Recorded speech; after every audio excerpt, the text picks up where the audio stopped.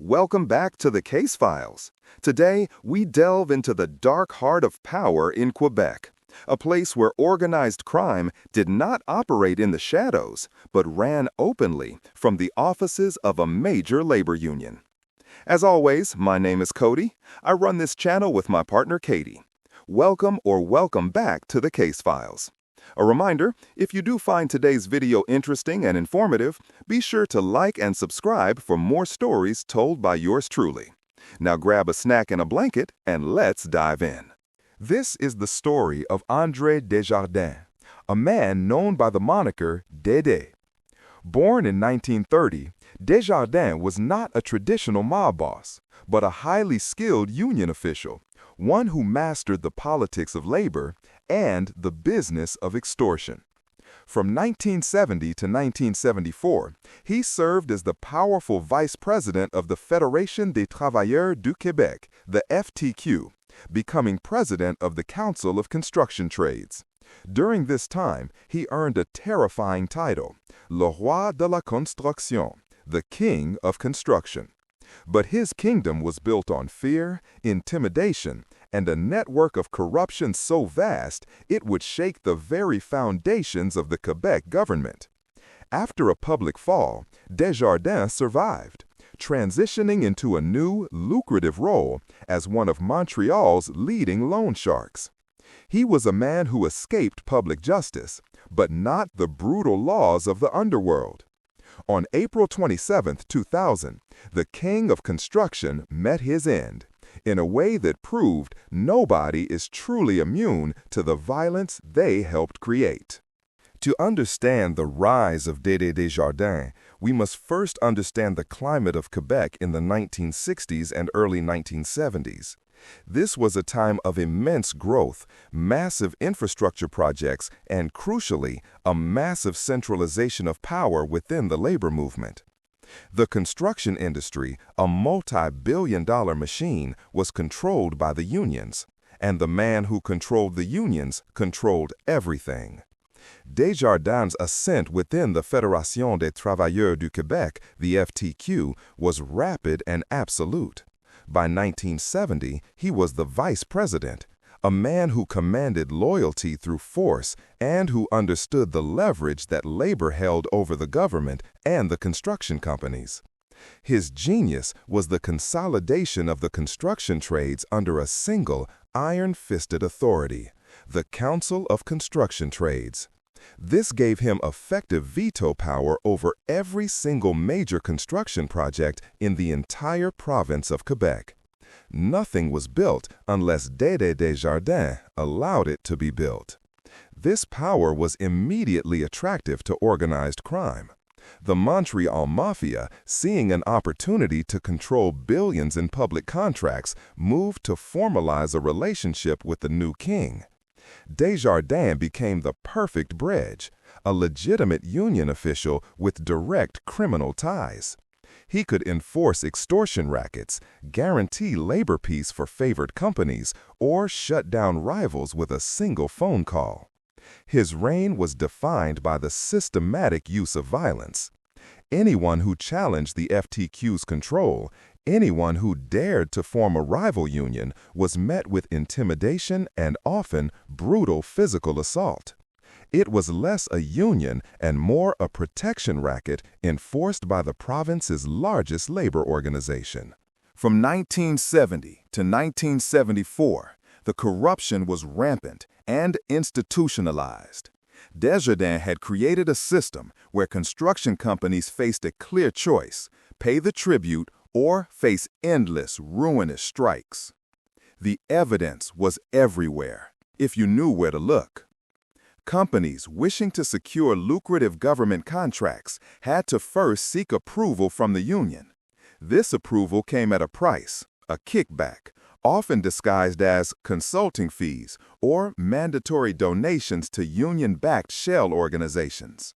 Those funds flowed directly back to Desjardins and his associates. The violence was not reserved for construction sites alone. Desjardins controlled a network of heavy-handed enforcers who specialized in beating rival union organizers or terrorizing dissenting workers. This wasn't just about money. It was about eliminating all opposition to maintain absolute control. The union's bank accounts became slush funds.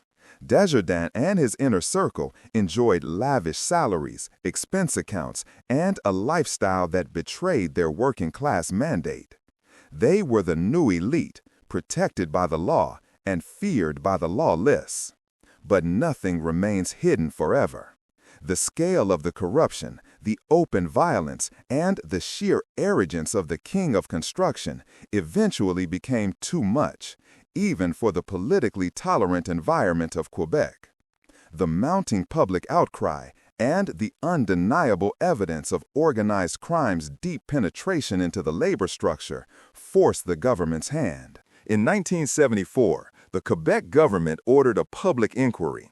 It was named the Cliche Commission, headed by Judge Robert Cliche, and its mandate was simple: examine corruption in Quebec construction unions. What the commission uncovered shocked the province and made international headlines. It was a level of systematic corruption rarely seen in North American labor history. The inquiry revealed the dark partnership between Desjardins, the FTQ, and the mob.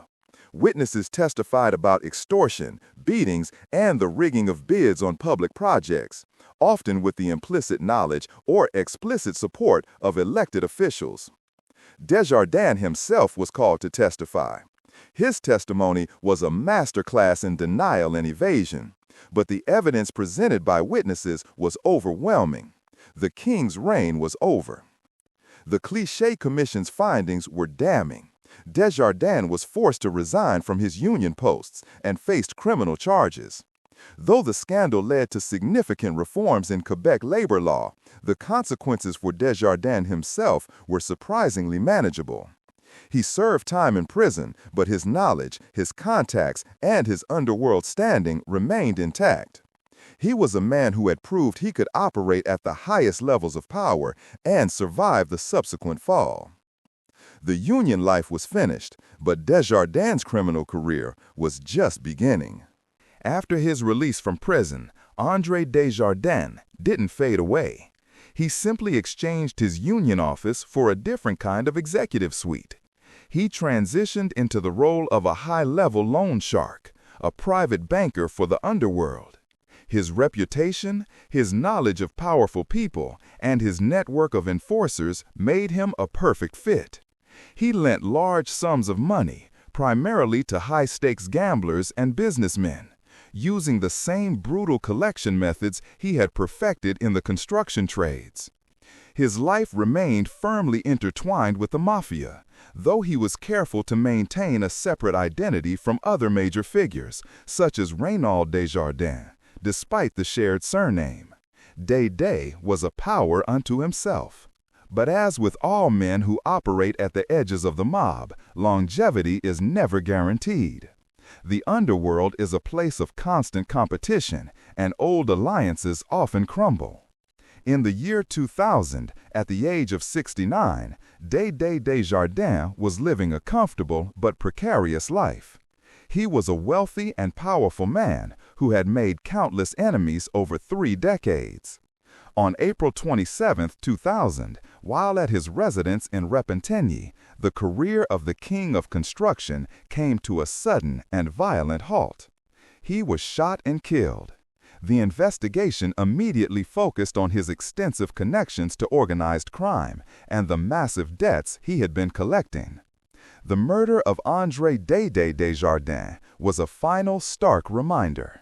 The power he had wielded, first in the union hall and then in the loan sharking world, was ultimately temporary.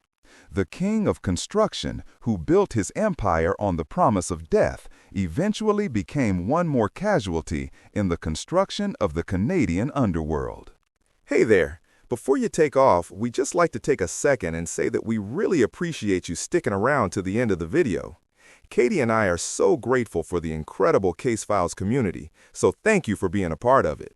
If you want to help the Case Files continue to grow, one of the easiest things you can do is leave a like on this video and consider subscribing.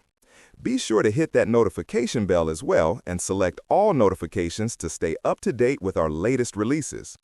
We want you to know that we truly appreciate every like, sub, share, and comment that you send our way. Once again, thanks so much, and we hope to see you soon.